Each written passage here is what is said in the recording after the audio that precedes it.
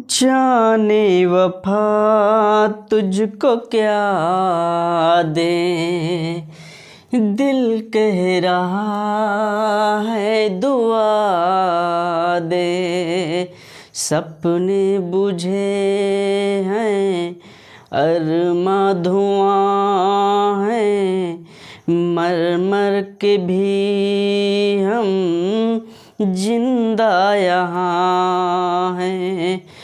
Hello नमस्कार मेरे प्यारे दोस्तों, मैं अंकित एक बार फिर से स्वागत करता हूं आपका अपने online platform Agri Institute UP पे।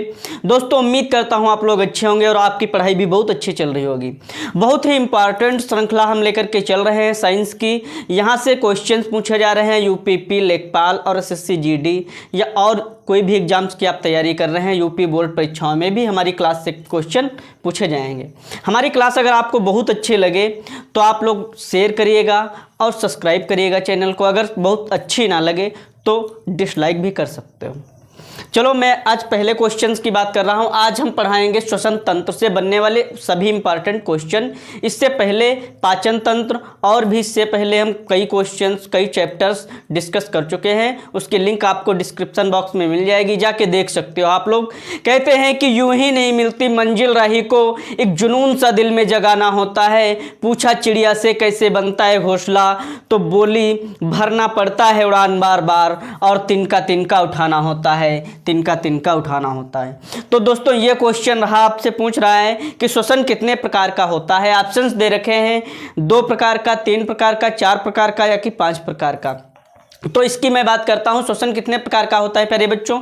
श्वसन 2 प्रकार का होता है, एक होता है ऑक्सी श्वसन और एक होता है अनॉक्सी श्वसन। एक ऑक्सी श्वसन और एक अनॉक्सी श्वसन, 2 तरीके का श्वसन होता है। इसका सही आंसर रहेगा 2। नेक्स्ट क्वेश्चन की मैं बात करता हूं, आपसे पूछ रहा है ऑक्सी श्वसन में ग्लूकोज के एक अणु से कितनी ऊर्जा मुक्त होती है। अर्थात जब हम लोग ऑक्सी श्वसन कर रहे होते हैं, ऑक्सी श्वसन क्या होता है, ऐसा श्वसन जो ऑक्सीजन की उपस्थिति में हो। जैसे कि ऑक्सीजन है चारों तरफ और हम सांस ले रहे हो, इसको ऑक्सी श्वसन कहा जाएगा। और ऑक्सीजन नहीं है और हम सांस ले रहे हो, उसको अनॉक्सी श्वसन कहा जाता है।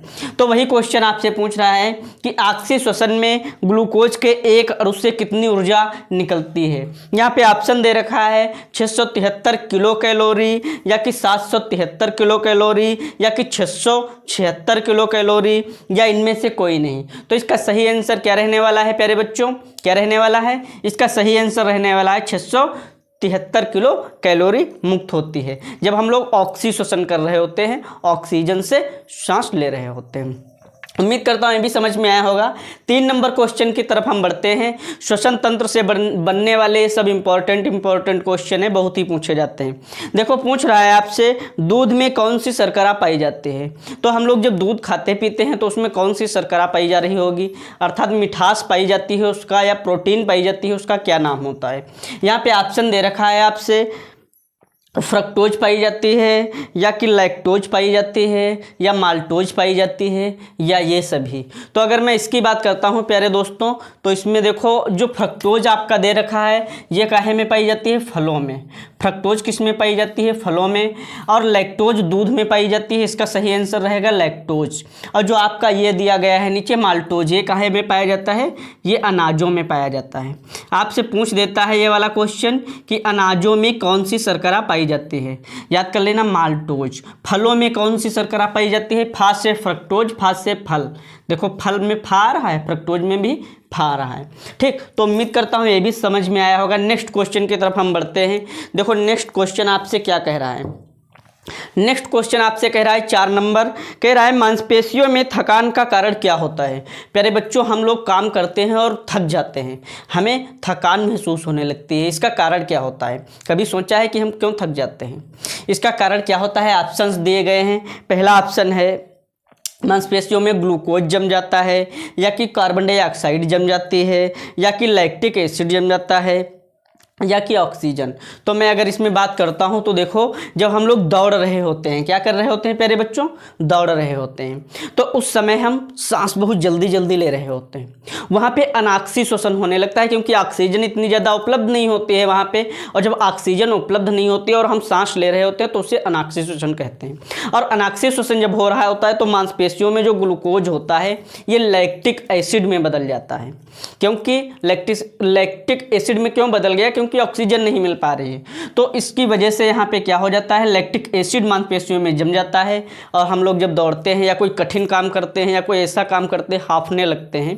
क्यों हाँफने लगते हैं, क्योंकि ऑक्सीजन की ज़्यादा ज़रूरत है और उतनी मिल नहीं पा रही है, इसीलिए जल्दी जल्दी ऑक्सीजन लेते हैं, इसलिए हम सांस जल्दी जल्दी लेते हैं, इसी को कहते हैं हम हाँफने लगे हैं। तो मांसपेशियों के थकान का कारण क्या होता है, लैक्टिक एसिड का जम जाना। लैक्टिक एसिड कहाँ से बना, अभी मैंने बताया, ग्लूकोज जो था वो अनाक्सी श्वसन हो रहा था, उसकी वजह से लैक्टिक एसिड में बदल गया। उम्मीद करता हूँ समझ में आया होगा। नेक्स्ट क्वेश्चन की मैं बात करता हूँ। नेक्स्ट क्वेश्चन आपसे क्या कह रहा है स्क्रीन पे, 6 नंबर क्वेश्चन आपसे कह रहा है, सॉरी 5 नंबर कह रहा है, ऑक्सी श्वसन में कितनी ऊर्जा प्राप्त होती है। ऑक्सी में तो अभी मैंने बताया था 673 किलो कैलोरी। अनाक्सी में पूछ रहा है, अनाक्सी श्वसन में कितनी ऊर्जा प्राप्त होती है। तो अनाक्सी श्वसन में 38 एटीपी या 2 एटीपी या 27 किलो कैलोरी या बी व सी दोनों। तो इसमें देखो 27 किलो कैलोरी ये भी सही रहेगा और 2 एटीपी और ये भी सही रहेगा। अच्छा, जो 38 होते हैं वो किस में मिलते हैं, जो 38 एटीपी होते हैं ऑक्सी श्वसन में मिलते हैं। किस श्वसन में मिलते हैं, ऑक्सी में। यहाँ पे लिख लेना ऑक्सी श्वसन। ऑक्सी श्वसन में कितने एटीपी मिलते हैं, 38 मिलते हैं। और अनाक्सी में कितने मिलते हैं, अनाक्सी में कितने मिलते हैं प्यारे बच्चों, अनाक्सी में 2 एटीपी मिलते हैं, एटीपी। अनाक्सी में 2 एटीपी और ऑक्सी में 38 एटीपी मिलते हैं। अच्छा, 38 एटीपी जो होते हैं इनका फुल फॉर्म, एटीपी का फुल फॉर्म क्या होता है, एटीपी का फुल फॉर्म होता है एडेनोसिन। देखो स्क्रीन पे मैं लिख रहा हूँ, एडेनोसिन ट्राईफास्फेट। ठीक, एटीपी का फुल फॉर्म होता है एडेनोसिन ट्राईफास्फेट, ये पिछली क्लास में मैं बता चुका हूँ। अच्छा, ये तो एटीपी हो गया। अगर किलो कैलोरी में पूछे तो 673 किलो कैलोरी मिलती है। ठीक, 673 किलो कैलोरी मिलती है। और इसमें कितनी मिलती है, अनाक्सी में, अनाक्सी श्वसन में कितनी मिलती है, 27 किलो कैलोरी मिलती है। ये क्वेश्चन बहुत ही पूछे जाते हैं, ये नोट कर लीजिएगा। तो दोस्तों हम नेक्स्ट क्वेश्चन की तरफ बढ़ रहे हैं। ये आपसे पूछ रहा है कि अनाक्सी श्वसन कौन कौन करता है। मतलब अनाक्सी श्वसन मतलब ऑक्सीजन नहीं है फिर भी श्वसन। हाँ प्यारे बच्चों, ऑक्सीजन नहीं है फिर भी श्वसन कर रहा है। कौन कौन कर रहा होता है, ऑप्शंस आपके दिए गए हैं। कवक कर रहा है, ईस्ट कर रहा है, कुछ जीवाणु भी करते हैं, ये सभी। तो इसका राइट आंसर रहेगा ये सभी, क्योंकि कवक जो होते हैं, जैसे आप देख सकते हो स्क्रीन पे कुकुरमुत्ता वगैरह, ठीक, ये, और कुछ जीवाणु और ईस्ट भी देख सकते हो, ये सब क्या होता है, कभी कभी अनाक्सी श्वसन कर लिया करते हैं। ऑक्सीजन नहीं है पर सांस ले लेंगे। वैसे तो आप एक प्रॉपर्टी जानते ही हो, जितने भी जीवधारी हैं धरती पे वो किसकी सहायता से सांस लेते हैं, ऑक्सीजन की। ठीक, तो इसका सही आंसर रहेगा ये सभी। नेक्स्ट क्वेश्चन देखो आपसे क्या कह रहा है, कह रहा है श्वसन की कितनी अवस्थाएं होती हैं। बहुत ही प्यारा क्वेश्चन है, श्वसन की अवस्थाएं। पहले क्या पूछ रहा था, श्वसन के प्रकार। देखो बेटा, प्रकार कितने बताए मैंने, प्रकार कितने बताए थे, प्रकार बताए थे 2। कौन कौन से, एक ऑक्सी और एक अनाक्सी श्वसन। ठीक, प्रकार मैंने 2 बताए थे, एक ऑक्सी श्वसन एक अनाक्सी श्वसन। अब क्या पूछ रहा है आपसे, कह रहा है अवस्थाएं कितनी होती हैं। तो अवस्थाओं की अगर हम बात करते हैं तो अवस्थाएं प्यारे बच्चों होती हैं 3 अवस्थाएं। अवस्थाएं कितनी होती हैं, अवस्थाएं होती हैं 0 3। अच्छा, 3 अवस्थाएं कौन कौन सी होती है। पहली होता है एक बाह्य श्वसन, जो हम बाहर गैसों का आदान प्रदान कर रहे हैं। जैसे आप देखोगे तो बाहर गैसों का आदान प्रदान हो रहा है, इसको कहते हैं बाह्य श्वसन। समझ में आया। अच्छा, एक क्या होता है, एक होता है आंतरिक श्वसन। जब फेफड़े में सांस पहुंच जाती है, हवा पहुंच जाती है, वहाँ पे आदान प्रदान होता है, तो इसको कहते हैं आंतरिक श्वसन। ठीक, और एक को कहते हैं कोशिकीय श्वसन। किस क्या कहते हैं प्यारे बच्चों, कोशिकीय श्वसन। तो देखो अवस्थाएं कितनी होती हैं, 3 होती हैं। बाह्य श्वसन ये बाहर सांस लेना और निकालना, बाहर आदान प्रदान होता है, इसे बाह्य श्वसन कहते हैं। आंतरिक श्वसन जब अंदर जाए, फेफड़े के संपर्क में, मतलब शरीर के अंदर पहुंच जाए हवा, आंतरिक श्वसन हुआ। एक कोशिकीय श्वसन होता। कोशिकीय श्वसन क्या होता है? अभी मैंने बताया, जो ऑक्सीजन गैस होती है कोशिकाओं में पहुंच जाती है, मांसपेशियों में पहुंच जाती है, तब वहाँ पे श्वसन होता है, उसको कोशिकीय श्वसन कहते हैं। तो श्वसन के प्रकार 2 होते हैं, श्वसन की अवस्थाएं 3 होती हैं। उम्मीद करता हूँ ये भी समझ में आ गया होगा। नेक्स्ट क्वेश्चन की तरफ हम बढ़ते हैं। तो प्यारे बच्चों, ये देख सकते हो आप लोग, नेक्स्ट क्वेश्चन आपसे कह रहा है 7 नंबर क्वेश्चन कह रहा है, सॉरी 7 नहीं है 8 नंबर क्वेश्चन कह रहा है कि एक एडीपी से एक एटीपी अणु के निर्माण में कितनी ऊर्जा की खपत हो जाती है। आपको बताया था एडीपी का फुल फॉर्म क्या होता है, एडेनोसिन डाइफास्फेट, और एटीपी का क्या होता है, एडेनोसिन ट्राइफास्फेट। तो एडीपी के रूप में हमारे शरीर में ऊर्जा होती है। देखो, सबसे पहले ग्लूकोज हमने लिया, ठीक, ग्लूकोज को यकृत ने रख लिया ग्लाइकोजन बना के, ठीक। अब यहाँ पे एडीपी का निर्माण हुआ, एडीपी का, और एडीपी से जब हम ऊर्जा लेते हैं, जब हमारे अंगों को ज़रूरत है, तब एटीपी के रूप में लेते हैं। किस रूप में? एटीपी के रूप में। तो इसमें बीच में कुछ ऊर्जा खपत होती होगी कि नहीं? एडीपी से एटीपी बनने में ऊर्जा खपत होती है। वही आपसे पूछ रहा है, कह रहा है, ऑप्शन दे रखा है 12 किलो कैलोरी, या कि 673 किलो कैलोरी, या कि 38 एटीपी, या 2 एटीपी। तो ये तो सभी आपको ऑप्शंस मैंने बताए। इसमें कितनी किलो खपत हो जाती होगी? 12 सही रहेगा। इसका सही आंसर क्या रहेगा? 12 किलो। एडीपी से एटीपी बनने में, यहाँ पे लिख सकते हो एडीपी से एटीपी बनने में, क्या बनने में प्यारे बच्चों? एटीपी बनने में कितनी खपत होती है? 12 किलो कैलोरी खपत होती है। सही आंसर रहेगा 12 किलो कैलोरी, ठीक। अच्छा, 38 दिया है, 38 ऑक्सी श्वसन में मिलती थी। 2 दिया है, 2 अनाक्सी श्वसन में मिलती थी। 673 किलो कैलोरी दिया है, ये ऑक्सी श्वसन में मिलती थी।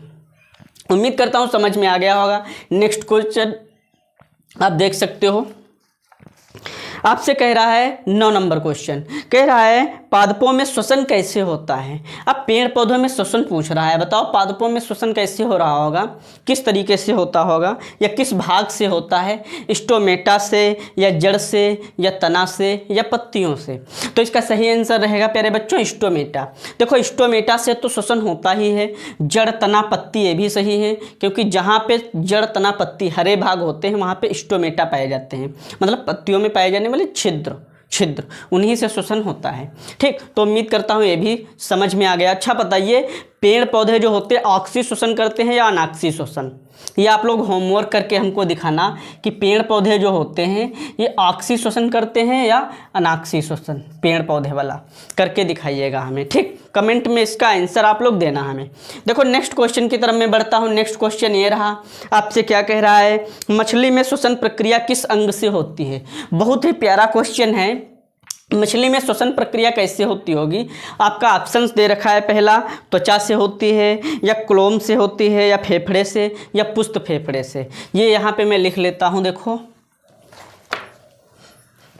तो प्यारे बच्चों, ये क्या आपसे पूछ रहा है कि मछली जो होती है किस भाग से श्वसन करती है? तो ऑप्शन दिया गया है त्वचा। त्वचा से नहीं करती है। आप लोग देख सकते हो त्वचा से कौन कौन करता है।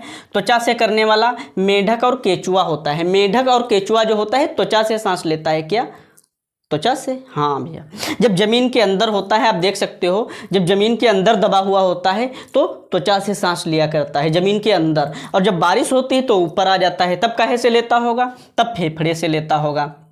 यहाँ पे देखना, मेढक जो होता है, मैं दूसरे मार्कर से यहाँ पे लिख देता हूँ। जो मेढक होता है, ये देखो, मेढक त्वचा से भी लेता है, ठीक, और मेढक फेफड़े से भी लेता है, और मेढक काहे से लेता है? त्वचा और फेफड़े दोनों से लेता है, याद कर लेना, और क्लोम से भी लेता है। मेढक के जो लार्वे होते हैं ना, तो वो क्लोम से भी लेते हैं। मेढक 3 जगह से सांस लेता है। जब बहुत छोटा होता है, मछली जैसा बिल्कुल, तब काहे से लेता होगा? तब गिल्स से लेता है। क्लोम को कहा जाता है गिल्स। क्या कहा जाता है प्यारे बच्चों?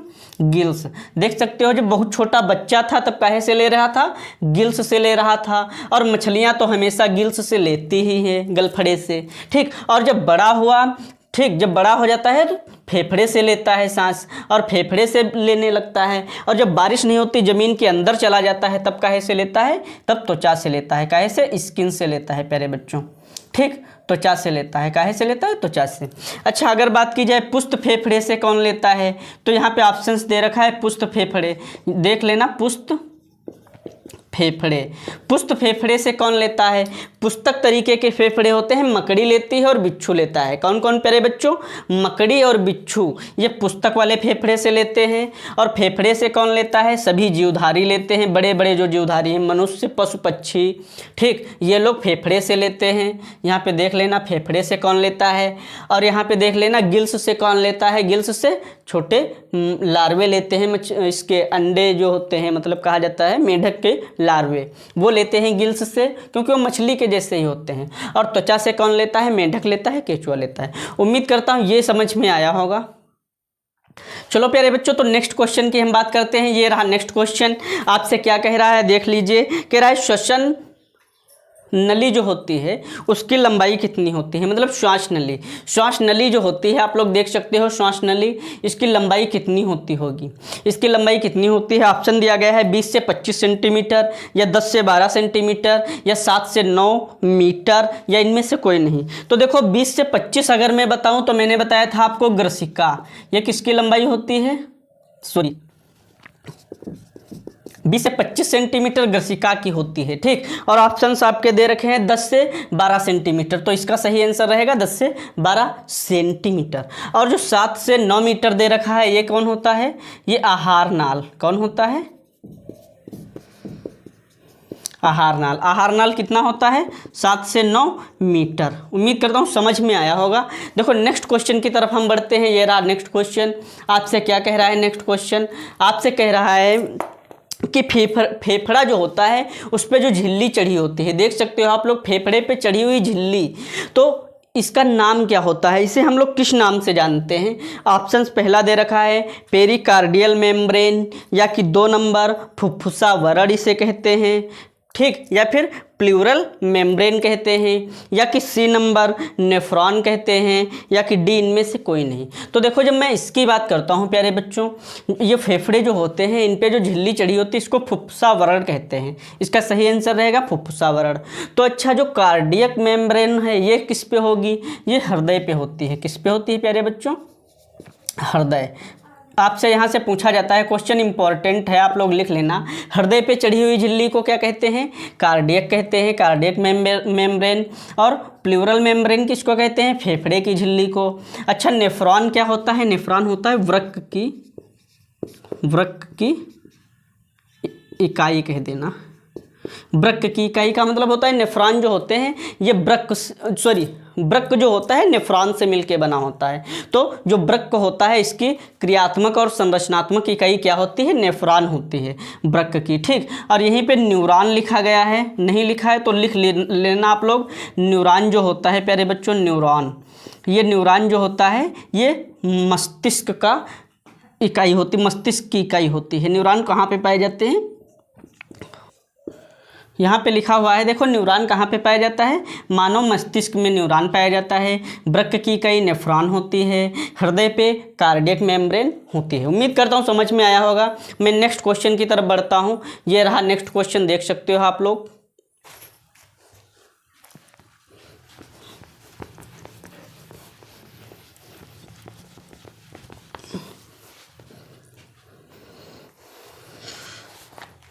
तो प्यारे दोस्तों ये वाला क्वेश्चन आपसे क्या कह रहा है, देखो ये कह रहा है श्वसन दर का ऊंचाई पर क्या प्रभाव पड़ता है। अर्थात जब ऊंचाई पे आप लोग जाते हो तो आपकी सांस पे क्या प्रभाव पड़ता है, श्वसन दर घटेगी या बढ़ेगी। मतलब पूछ रहा है जब ऊंचाई पे आप चढ़ने लगो, ऊंचाई पे खूब पहुंच जाओ पहाड़ की चोटी पे, ठीक, तो आपकी सांस जो है वो जल्दी जल्दी लोगे या धीम धीम लोगे, या जैसे ले रहे थे वैसे ही लोगे, ये पूछ रहा है। यही देखो कह रहा है आपकी श्वसन दर घटेगी या कि बढ़ेगी या सामान्य रहेगी या ये सभी? तो मैं बता देता हूँ, जब आप ऊंचाई पे जाओगे तो आपकी श्वसन दर क्या हो जाएगी? बढ़ जाएगी। क्यों बढ़ जाएगी?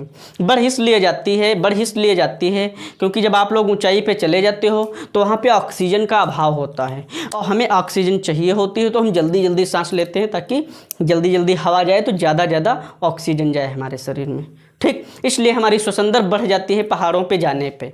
तो अब आ गया है होमवर्क का नंबर, देख लीजिए आप लोग। ये होमवर्क प्यारे प्यारे बच्चों आप लोगों के लिए है, बहुत ही इंपॉर्टेंट क्वेश्चन है, रेलवे और बैंक में पूछे जाते हैं, यूपी बोर्ड परीक्षाओं में भी यही क्वेश्चन पूछे जाएंगे। ठीक, आपसे क्या कह रहा है? पहला क्वेश्चन कह रहा है जो लार ग्रंथियां होती हैं उसमें कितने लीटर स्राव प्रतिदिन स्रावित होता है? पहला क्वेश्चन ये है। 2 नंबर क्वेश्चन आपसे कह रहा है मानव शरीर की सबसे बड़ी ग्रंथि कौन सी है? ये आप लोग बताइएगा, कमेंट बॉक्स में लिखना 2 और उसका आंसर जो भी सही हो उसके सामने लिख देना, लिखना 1 फिर उसका आंसर उसके सामने लिख देना। ठीक, 3 नंबर कह रहा है कि लैंगरहैंस की द्वीपकाएँ कहाँ पाई जाती हैं? लैंगरहैंस की द्वीपकाएँ कहाँ पाई जाती हैं? तो ये क्वेश्चन आपके लिए हैं घर के लिए। उम्मीद करता हूँ हमारी क्लास अच्छी लगी होगी। अगर बहुत अच्छी लगी हो तो शेयर और सब्सक्राइब करना बिल्कुल मत भूलिएगा। मिलता हूँ अगली क्लास के साथ में, तब तक के लिए जय हिंद।